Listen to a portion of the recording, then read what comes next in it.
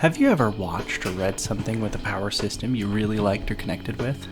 A lot of that just comes down to personal preference, but there are a lot of roles a power system can play in whatever fictional world it's found in. I, for one, tend to enjoy hard magic systems a lot more than others. Systems where the rules of a magic system are generally known to a reader and followed precisely, like Jujutsu Kaisen or anything written by Brandon Sanderson. I hesitate to say that some are objectively better than others, but there are certainly some that are more important to the themes and events of their stories than others are. There are a ton of diverse power systems across fiction, from magic to mech suits, and there are both good and bad things to say about every one of them. Most of the discussion about power and magic systems I've seen online has generally been about whether hard versus soft power systems are better, or just about how a particular world's magic system works.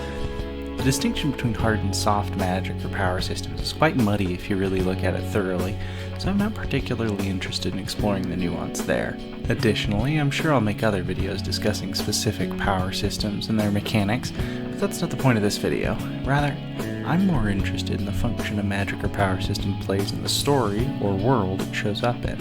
In my opinion, the best power systems enhance or showcase themes of a story or otherwise drive forwards the plot in a meaningful way.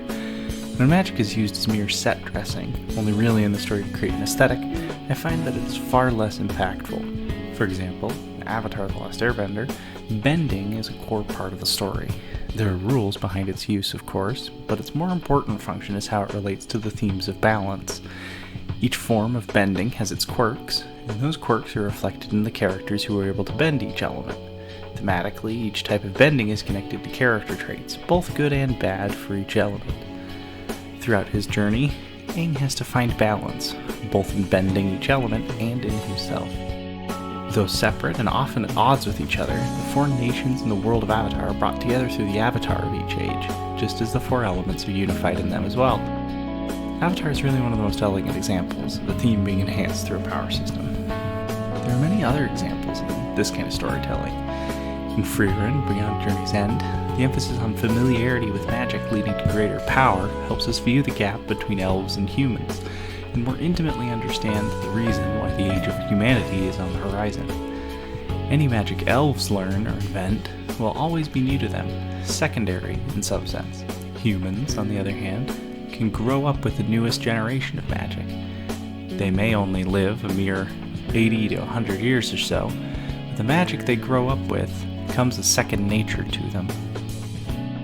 In the X-Men comics and other media, the mutations through which they gain their powers and other attributes is the source of a lot of prejudice and conflict throughout all their appearances. The way they gain their power is integral to the story and the conflicts therein. In One Piece, devil fruit powers help enhance several aspects of the story. Food and eating are consistently important parts of Luffy's character. Luffy sees food as an inherent right, and one that he takes great joy in.